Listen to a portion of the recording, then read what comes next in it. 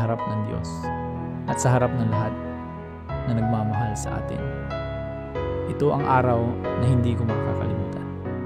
Araw na pinili kitang maging tahanan, gabay at katuwang sa bawat hakbang ng buhay. Mahal, salamat sa bawat ngiti, bawat pag-unawa, bawat sakripisyong hindi mo na binibilang.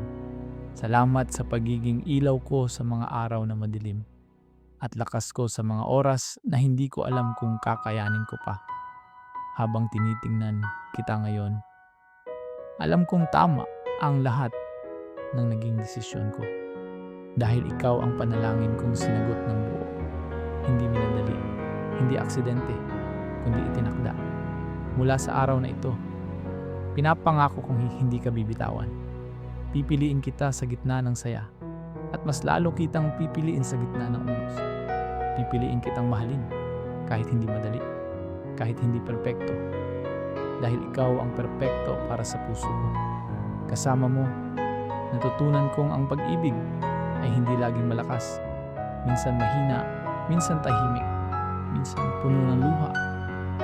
Pero sa dulo ito pa rin ang pinakamatibay sa lahat. Pinapangako kong magiging tahanan mo sa pagod, kapahingahan mo sa takot, at karamay mo sa lahat ng pangarap na sabay nating aabutin. Kung saan ka masaya, susuportahan kita. Kung saan ka nasasaktan, aking aayusin. Kung saan ka nangangarap, sasamahan kita. At sa buong buhay ko, wala akong ibang nais kundi ikaw na nasa harap ko, ikaw na kasama ko ngayon, ikaw na magiging asawa ko habang buhay. Sa harap ng Diyos, sa harap ng pamilya, sa harap ng mga kaibigan, at higit sa lahat, sa harap ng puso kong tapat. Ito ang aking pangako. Mamahalin kita ng walang sukat, hahalagahan kita ng walang kondisyon, at pipiliin kita araw-araw.